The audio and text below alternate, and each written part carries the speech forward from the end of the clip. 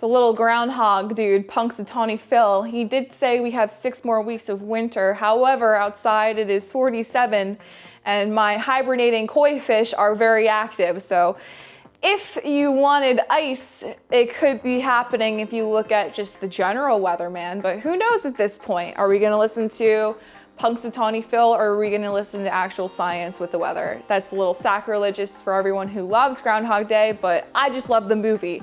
Anyway, getting to the point, more cold. The cold fronts are moving in. Like I said, it was warm today, but it's gonna be cold tomorrow. I literally sound like a weatherman, but I'm getting somewhere. Stay with me here. What I'm getting into, last week I went and I filmed an open boat for you guys on the ice. I went ice fishing for the first time since high school. So that was like the first time we had ice in a long time here in this great state of New Jersey, but we had fishable ice and everyone is hoping that the ice continues. So looking into the month of February, if we do have more ice and more opportunity to go ice fishing, I want to go over some safety tips because when you watch the video, you might notice one thing that I do not have that everyone should have. And we'll just start right off the bat with that one thing, corkers. I do not wear my corkers. It's something that I have to break the habit of doing. I always wear boots when I go out on the ice, which was back in high school, the couple of times that I did go, but you're gonna wanna wear spikes. Don't do what I do. I shuffle. I like to slide across the ice, so I'll literally like moonwalk across the ice. But if for safety reasons, if you have to get off the ice quickly without slipping, the spikes are where it's at. But I did wear around my neck this, and it's like a little spikes thing. So you wear it around your neck and it's going to get stuck in my hair right now, so I'm gonna leave it on my neck. And God forbid if the ice breaks and you fall in, you're gonna need something to get yourself out. So you stab this into the ice and you're able to get out because it engages and there's a little spike at the bottom of it. So you can get yourself out of the ice.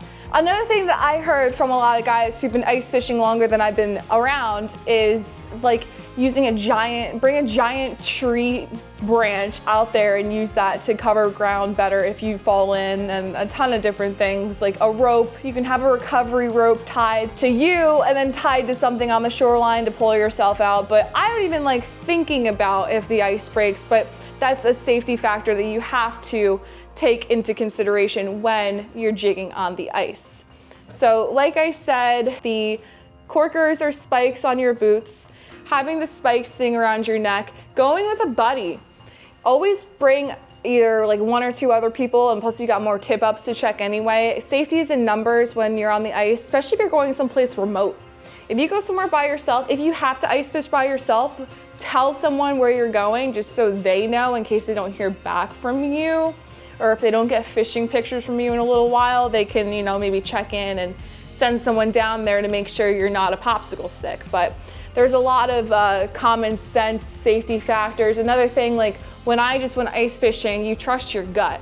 Like I get this feeling when I'm on the ice and when I'm on jetty rocks, the same gut feeling where it's my body like telling my brain to be careful. So it's just common sense, you just be careful. If you don't feel comfortable on the ice, then let your buddy go out there first and see how it goes. So there's a lot of safety factors, but the biggest thing is just to have fun when we do get the good ice. You know, I'm gonna put up a little picture here to show the safety depths. I mean, one thing, I would never drive a vehicle on the ice. I mean, there's a piece we fish, you old Barney guys know about it, the buggy at the bottom of Barnegat that we fish in the springtime. So you know what could happen if you're bringing a vehicle out there, but you just gotta be careful, you know, use your common sense, check the weather. Sometimes if we get rain, that rain can screw up the ice, but you just gotta be careful and just practice safety. And we're gonna cut the safety stuff now and stay tuned for next week's open boat where we go ice fishing. Let's go. I love taking the camera out and taking you guys fishing with me, and we have a very special guest on this episode too. So stay tuned for next week's open boat and pray for more ice. No snow, just more ice. So let's go, guys.